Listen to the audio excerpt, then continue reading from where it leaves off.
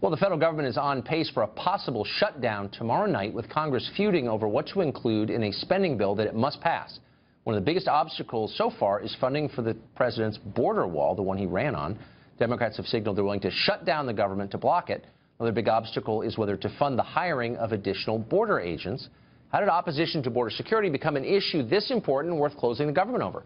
Congressman Henry Cuellar represents the 28th District of Texas. It's on the border, and he joins us tonight. Congressman, thanks a lot for coming on. It's a pleasure. Thank you. So I keep hearing this argument, which, no offense, I do not take seriously from Democrats. It just costs too much, just a waste. You know, the same people totally unwilling to assess, like, Head Start on effectiveness. So what is it really about the wall that makes Democrats mad enough to shut down the government over? Well, I can't speak for everybody, but I'll talk to, I'll say what affects me for somebody that lives on the border all my life. First of all, we believe in Homeland Security. We want to see Homeland Security, but we want to have a Homeland Security that really works. A wall or a fence can provide some, some tactical assistance. No ifs, no buts, especially in areas like Arizona, we can step from one place to the other place. Right. But we have a river. We have cliffs in West Texas. And the thing is, we can secure the border by having technology, aerostats with those 24 hours night and day cameras, sensors, cameras, more personnel. I want to see more Border Patrol. So we got to know how to secure the border, because after all, we do spend about $18 billion a year on total border security. Here's what I'm confused by. I've spent a lot of time, probably in your district, but right on the border hunting. And there's a lot of border security. You always see Border Patrol jeeps going by. There are blimps in the air to provide aerial surveillance. And yet you talk to the landowners there, and they're finding dead people, immigrants, on their property all the time. There's no stopping people from coming across. It's not working. So why would we expect it would work under your plan? Well, I'll tell you why. Look, if you equate a border to just border security, that is, if you have a wall and you think that's the only place to secure the wall, then we're going to have some differences. And I'll tell you why I think the wall has some problems. First of all, we'll talk about private property rights, number one. But the other thing is, let's say you build the most beautiful wall. Homeland Security will tell you that over 40% of the people that we have here, 11 or 12 million undocumented aliens, came in through a legal permit or visa.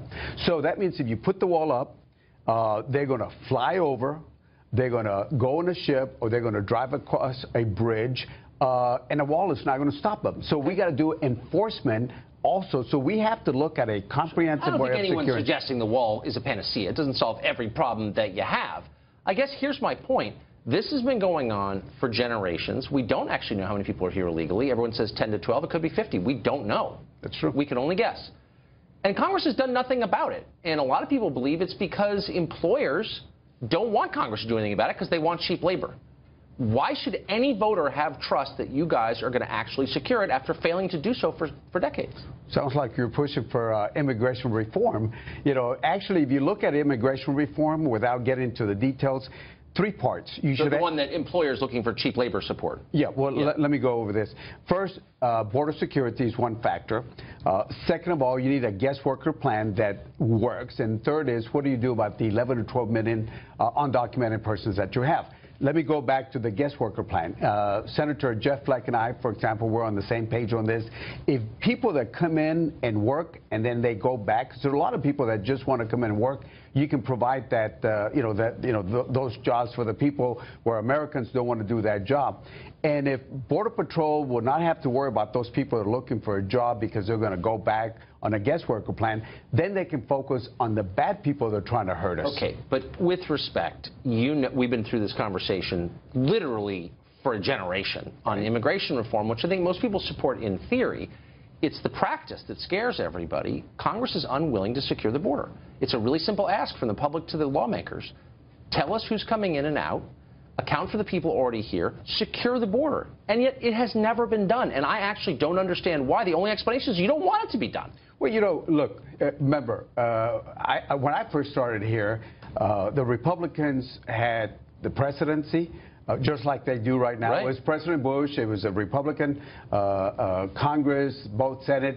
They had an opportunity to do that. But they didn't want to do it because their donors didn't want them to, as you know. I'm not here to flack for the Republican Party. That's true. No, I'm saying. So I'm saying is that, we got to find a way to do this in a bipartisan way if we talk about immigration reform. Now, border security, this is what we need to look at, in my opinion.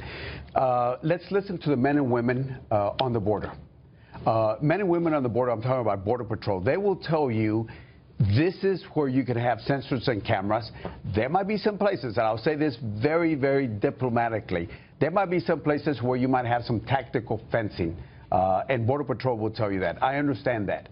But to come in and say you have to build this beautiful wall all from Shining Sea to Shining Sea, it's not going to happen. Last question. You say we need to listen to the Border Patrol. They have a union, right? Yes. Who they endorse Hillary? No. Who they endorse? They endorse me. But they also endorsed Donald Trump. Well, yeah, and what did he run on? Well, he ran on the wall. He ran on building a big, beautiful wall that Mexico pays for. Exactly. So if we're going to listen to them, why aren't we building the big, beautiful wall that they desire? Hey, but if you listen to Border Patrol, and I work with them, listen, I just honored 31 Border Patrol in my area that have done a lot to secure the border. If you talk to them, a lot of times they want overtime so they can do their job, number one. Number two, they want equipment. No, you're laughing, but it's true. They just endorsed Donald Trump, who ran on the wall. Yeah, but and you said we should listen to them, but you're against the wall. I'm getting confused. The wall is the medieval 14th century solution to a 21st century problem. All I'm doing is following your advice and listening to the Border Patrol, who clearly want a wall. Yes. So you need to talk to them about this. I have talked to them. I have talked to them about it. Congressman, thanks for joining us. And they did support me. Who could resist?